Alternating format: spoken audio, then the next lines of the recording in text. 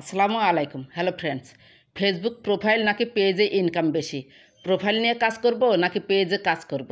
প্রোফাইলে ইনকাম বেশি নাকি পেজে ইনকাম বেশি? প্রোফাইলে কাজ করলে কী সুবিধা, পেজে নিয়ে কাজ করলে কী সুবিধা, তার বিস্তারিত আলোচনা থাকবে আজকের ভিডিওতে। আপনি যখন নতুন একটি প্রোফাইল তৈরি করবেন তখন আপনার প্রাথমিক পর্যায়ে ভালো পরিমাণ ফলোয়ার্স ফ্রেন্ডস হয়ে যাবে, কিন্তু যখন প্রোফাইলটির বয়স বাড়বে ধীরে ধীরে তখন আগে যে পরিমাণ ফ্রেন্ডস ফলোয়ার পেতেন সেই তুলনায় কমে যাবে। অপরদিকে আপনি যখন একটি নতুন পেজ ক্রিয়েট করবেন তখন প্রাথমিক পর্যায়ে তেমন কোনো ভিউজই পাবেন না এবং ফলোয়ার্সও পাবেন না, কিন্তু যদি পেজ নিয়ে লেগে থাকেন একসময় ভালো পরিমাণ ফলোয়ার্স এবং ভিউজ পেয়ে যাবেন ইনশাল্লাহ। একটি প্রোফাইলের আন্ডারে অনেকগুলো পেজ ক্রিয়েট করা যায়। যেমন উপরে দেখতে পাচ্ছেন প্রোফাইল আইকন 3 ডট, ক্লিক করুন। তারপরে এখানে দেখতে পাচ্ছেন 9+, ক্লিক করুন। দেখুন আমি কিন্তু অনেকগুলো পেজ ক্রিয়েট করেছি এখানে, মানে প্রোফাইলের আন্ডারে অনেকগুলাই পেজ ক্রিয়েট করা যায়। আপনি সিদ্ধান্ত নিলেন প্রোফাইল নিয়ে কাজ করবেন, কোনো পেজ খুলবেন না, প্রোফাইল থেকেও ইনকাম করা যায়। যাই হোক, প্রোফাইলে কাজ করতে করতে হয়তো নিজের অজান্তেই কোনো ভুল করে ফেললেন, পলিসি ইস্যু এলো, ফেসবুক কমিউনিটি গাইডলাইন্স না মেনে কমেন্ট করলেন অথবা কারো কোনো ভিডিও এনে পোস্ট করলেন। বিভিন্ন কারণে প্রোফাইলে আসতেই পারে পলিসি ইস্যু। সেক্ষেত্রে কোনোভাবে যদি সেই ইস্যু রিমুভ করতে না পারেন তাহলে সেই প্রোফাইল দিয়ে ফেসবুক থেকে কোনো ইনকাম করতে পারবেন না। আর প্রোফাইলে সমস্যা হলে তার ইফেক্ট এসে পড়ে পেজের উপর, অর্থাৎ ওই প্রোফাইলের আন্ডারে যতগুলো পেজ আছে সব পেজের রিচ এঙ্গেজমেন্ট ধীরে ধীরে কমতে থাকে।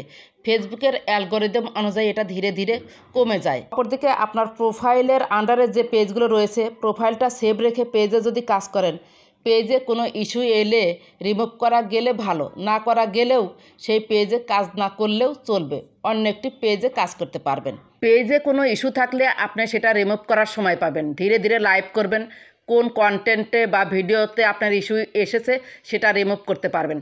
পেজে যে আপনার ইস্যু এসেছে, পলিসি ইস্যু এসেছে, তার ইফেক্ট কিন্তু আপনার প্রোফাইলের উপরে পড়বে না বা অন্যান্য পেজ যা আছে সেই পেজের উপরেও পড়বে না। অপরদিকে প্রোফাইলে যদি আপনার পলিসি ইস্যু এসে থাকে সেটা রিমুভ করার জন্য কিন্তু আপনার সময় লাগবে। তাৎক্ষণিক যদি আপনার সেই ইস্যুটা রিমুভ না করতে পারেন, লাইভ করতে হবে, কোন কন্টেন্টে আপনি পলিসি ইস্যু খেয়েছেন সেই কন্টেন্ট বের করতে হবে। মানে প্রোফাইলে পলিসি ইস্যু আসলে তার ইফেক্ট গিয়ে আবার পেজে পড়তেছে। সেক্ষেত্রে কিন্তু আপনার এই পেজে যে ইস্যু আসলো, পেজের ইস্যু ধীরে ধীরে রিমুভ করলেন এবং বাদ বাকি যে পেজগুলো থাকলো সেগুলো আপনি কাজ করলেন। একসময় দেখা গেল পেজের ইস্যুটা রিমুভ হয়ে চলে গিয়েছে, পরে আপনি ধীরে ধীরে আবার এসে পেজে কাজ করতে পারলেন। আর প্রোফাইলের চেয়ে পেজেই কাজ করা বেটার আমি মনে করি। আমরা যখন একটি ইউটিউব চ্যানেল খুলি তার কত ভিউ, সাবস্ক্রাইবার, আর্নিং হয়েছে বিস্তারিত দেখতে পারি ওয়াইটি স্টুডিওর মাধ্যমে। তেমনি প্রোফাইলের আন্ডারে যে পেজগুলো রয়েছে সেগুলো পরিচালনা করা যায় মেটা বিজনেস সুইটের মাধ্যমে। মেটা বিজনেস সুইটের মাধ্যমে ভিডিওর টাইটেল, ডেসক্রিপশান এবং ভিডিওর থাম্বনেল সেট করা যায়। প্রোফাইলে আমরা কখনোই একই ক্যাটাগরি নিয়ে পোস্ট করি না, বিভিন্ন সময়ে বিভিন্ন কিছু পোস্ট করি।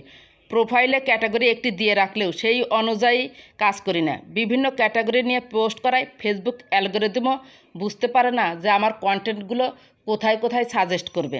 সেজন্য আমার কন্টেন্টগুলো ঠিকমতো কোথাও সাজেস্টেও যায় না, ফর ইউতে যায় না। প্রোফাইলে যেহেতু বিভিন্ন ধরনের পোস্ট করা হয় সেজন্য আমার প্রোফাইলে যে সমস্ত বন্ধু বা ফলোয়ার্স আছে তারাই কিন্তু আমার পোস্টগুলো সিন করে বা দেখে। তারা যদি সবাই অ্যাক্টিভভাবে দেখে তাহলে আমার পোস্টগুলো ভাইরাল হয়, মানে যার যার প্রোফাইলের পোস্টগুলো ভাইরাল হয়। অপরদিকে পেজে আমরা নির্দিষ্ট ক্যাটাগরি নিয়ে কাজ করি।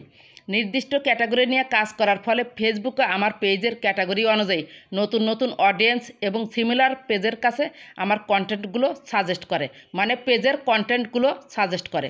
উপরোক্ত আলোচনা থেকে আমি সিদ্ধান্ত নিতেই পারি পেজের মূল প্রোফাইলকে ঠিক রেখে পেজকে নিয়ে কাজ করলে ফেসবুক থেকে দ্রুত ইনকাম করতে পারবেন। আর আপনি যদি পেজ নিয়ে পড়ে থাকেন একদিন না একদিন সেই পেজে ভিউ, ফলোয়ার্স আসবেই এবং সেখান থেকেই আপনি ইনকাম করতে পারবেন। শেষ কথা, একটি নতুন পেজে কিভাবে দ্রুত ফলোয়ার এবং ভিউ আনবেন তার কয়েকটা টিপস আমি আপনাদেরকে দিচ্ছি। প্রাথমিক পর্যায়ে প্রতিদিন 2-3টি টেক্সট দিবেন পেজে। সকালে টেক্সট দিয়ে শুরু করবেন এবং রাতে টেক্সট দিয়ে শেষ করবেন। মনে রাখবেন শুভ সকাল, শুভরাত্রি, শুভ দুপুর, শুভ সন্ধ্যা, এই বাক্যগুলো দিয়ে বারবার পোস্ট করবেন না, কারণ এই একই পোস্ট ফেসবুকে প্রোফাইল বা পেজে বারবার দেওয়া যাবে না। দৈনন্দিন জীবনের কিছু কথা দিয়ে আপনি সকালটা শুরু করলেন। দিনে যা যা ঘটলো তার কিছু বাস্তব অভিজ্ঞতা শেয়ার করে আপনি কিছু টেক্সট লিখলেন। এইভাবে আপনি একটু ভিন্ন টাইপের কন্টেন্ট লিখবেন, টেক্সট লিখবেন, তাহলে ফেসবুকও আপনার কন্টেন্টগুলো ভাইরাল করবে। 5 নাম্বার পয়েন্ট হচ্ছে ভেরি ভেরি ইম্পর্ট্যান্ট, কোয়ালিটিফুল ভিডিও দেবেন। কোয়ালিটিফুল ভিডিও দিলে এমনিতেই আপনার ফলোয়ার্স বেড়ে যাবে। আর যখন আপনি ভিডিও এডিটিং করবেন, ভিডিও এডিটিং পরে যে এক্সপোর্ট করেন, মানে গ্যালারিতে সেভ করে নিয়ে আসেন, তখন রেজুলেশন 720-এর নিচে রাখবেন না, 720 থেকে 1080 এইচডি কোয়ালিটি রাখবেন। 6 নাম্বার পয়েন্ট হচ্ছে 100 ফলোয়ার এবং পেজের বয়স 2 মাস হলে নিয়মিতভাবে লাইভ করবেন, প্রতিদিন 10 থেকে 20 মিনিট। হতাশ হবেন না, ধৈর্য সহকারে কাজ করুন, ফেসবুক থেকে ইনকাম হবেই ইনশাল্লাহ। ভিডিওটি যদি ভালো লেগে থাকে বা আপনার একটু উপকার হয়ে থাকে, প্লিজ লাইক, কমেন্ট, সাবস্ক্রাইব করে সাথেই থাকবেন। কোনো প্রশ্ন থাকলে কমেন্ট করে জানাবেন। এটা আমার নতুন পেজ, এখানে আমার বায়োতে হোয়াটসঅ্যাপ নাম্বার আছে, যাদের প্রয়োজন হবে তারা এই হোয়াটসঅ্যাপে যোগাযোগ করতে পারেন। ভালো থাকবেন, সুস্থ থাকবেন, আল্লাহ হাফেজ।